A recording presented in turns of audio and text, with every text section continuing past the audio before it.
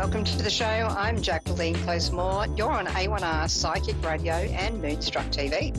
Coming to you live from my office in Melbourne. Kind of chilling out before clients. It's going to sort of be a mad day, just one packed after the other, like just madness. Anywho, so we've been journeying through the major arcana of the tarot, and we're up to 20, the Judgment card. So there's the angel right up in the sky. There's Hollywood people jumping out of their coffins going, yippee! It's almost like when, Pentecostalists get excited about the end of the world through climate change, isn't it? Speaking about weird things, this week Jordan Peterson has been in Australia, and I saw a interesting photo of him with our former Prime Minister, and I sort of wondered, I joked, I wasn't really wondering if perhaps that was who Scott Morrison's empathy coach was. Talking about judgment, I remember a guy on a dating app actually once said to me that he could spot narcissistic women a mile off by, the stuff he learned from Jordan Peterson. And I just thought, I just don't have words at this point. I mean, does a pot call a kettle black? I don't know. Judgment's an interesting, isn't it? How do we perceive people? How do they perceive us? Doesn't matter.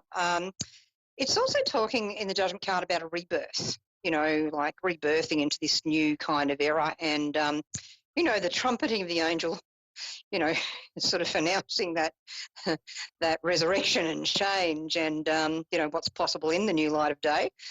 Discernment is a really important tool in wanting to journey along the spiritual path, and particularly the intuitive arts. It's sort of like, there's the truth and then there's what people think. And if what you think colours too much of what you think is the truth, that gets really weird. So critical self-reflection, hugely important. Self-awareness, the ability to really self-investigate, self-inquire, to use critical thinking skills, not just sort of blindly and blithely going along with what some thought leader says, which might not actually be what they're saying. To be able to sort of work out, well, what's really the motivation here? What's the intent here? What's that all about? It's kind of important stuff, particularly in this information age we find ourselves in, where there's so much disinformation and billionaires buying social media platforms to allow more of that to go on. It's just interesting times we find ourselves in. I remember when we were coming up, about 10 years before 2020, and I like to put the cards next to each other for the year. So I had two judgment cards and then the Emperor card, and went, yikes. Back in about 2010 I did that, and I went, what a year, huh? What a hayride it's been since then. It's a really important time when we sort of look at judgment. It's not about this toxic positivity of positive vibes only.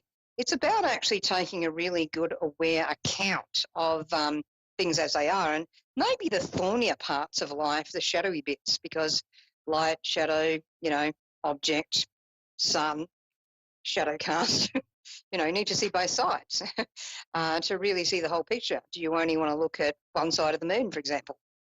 I mean, we can only look at one side of the moon from Earth, but there's a whole other side there. And, we don't get to see that ever, because the moon actually travels around the Earth like that. It's not going like that. It's around the Earth. And it's sort of like, don't ever get to see the other side. The sun gets to see every side of the Earth as it goes around. Earth orbits around the sun. That happens. So I think, sometimes it's just good to look at the other side of the coin. And I'd like to congratulate Relentless Indigenous Woman on Facebook for some posts, some very brave, courageous posts, and some important posts when we're talking about looking at history. and looking at, you know, our foundations of different nations and how that happened and what that's really about. As today is Thanksgiving's Day in America, um, you know, that's an interesting story. Australia certainly also has some very interesting and not often spoken about actual history, you know, frontier wars, things like that. You know, it's important when we're reaching the judgment card to actually take an actual reflection of what's really there, not just what we might have, you know, been taught, and maybe what we're taught isn't all there is to know.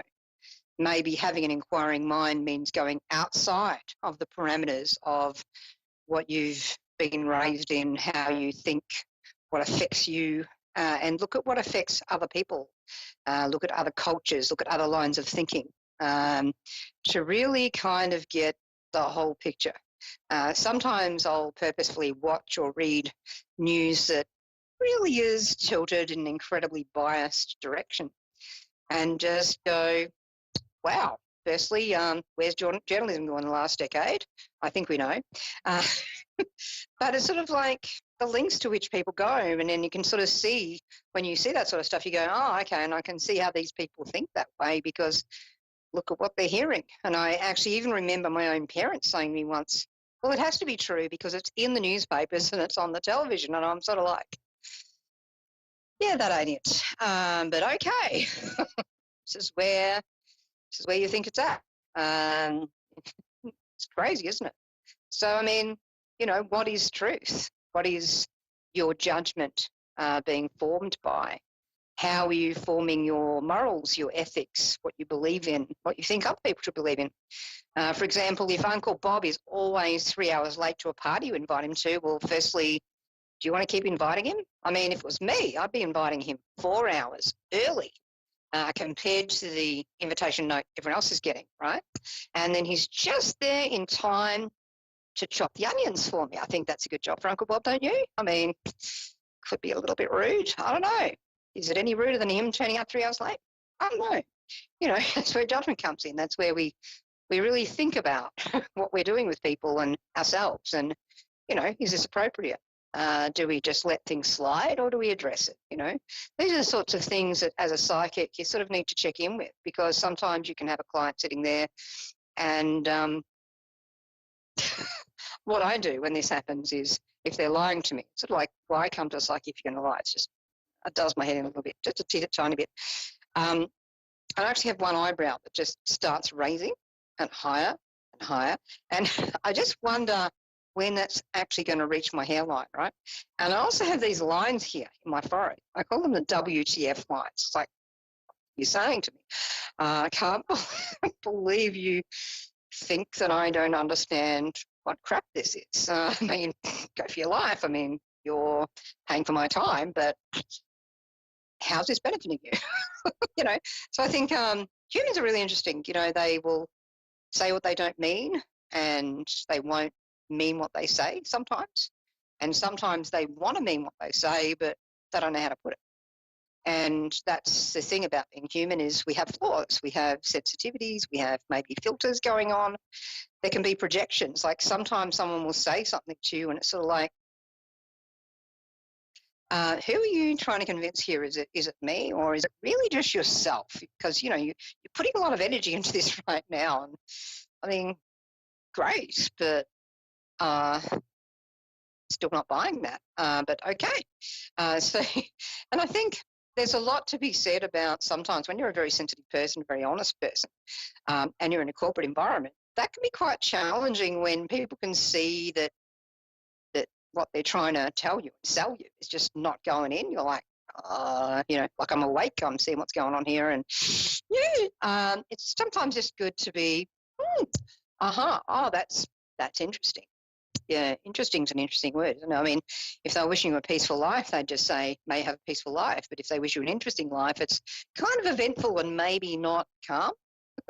So, you know, you can use ambiguous statements to kind of, it's not selling out, it's just giving yourself space. And sometimes in discernment, it's knowing when to, in dialogue with someone, just give yourself a little bit of space, a bit of breathing room. Maybe use some active listening. So what you're saying is that what you mean? This sort of thing, right? So you feel this? Is that what's happening here? Just so I can understand. And that just gives you more time to just discern, use judgment. How do I need to engage? Do I need to engage? Do I need to sit back? Where's is that? So it's just some tools you can use, particularly if you're an actual empath, which like you're picking up on everything, you're feeling what's going on in their body suddenly now happening in yours, and it's just like, wait, this is too much. And maybe you're hearing the thought processes going on in their head as they think they're telling you something else. So it can just give you that little space, can't it? So don't gaslight yourself when you're getting an impression that what someone's telling you is very different to what's happening on in here, or God knows where else in their body. Just listen to what you're getting. That doesn't mean that you react. Sometimes it just means, hey, check you later. Could be a decade. It's okay. Not going to tell you that part yet. So these are sorts of things to think about. Anyhow, next week, I'm going to be back with the World card. Won't that be fun? And then we're going to travel on to other things. In the meantime, I'm going to nick off for now and catch you next week. There's more shows on A1R Psychic Radio and Moonstruck TV coming up. I'm going to take me and my bloopers on to my next clients, and have a good day. See you next time.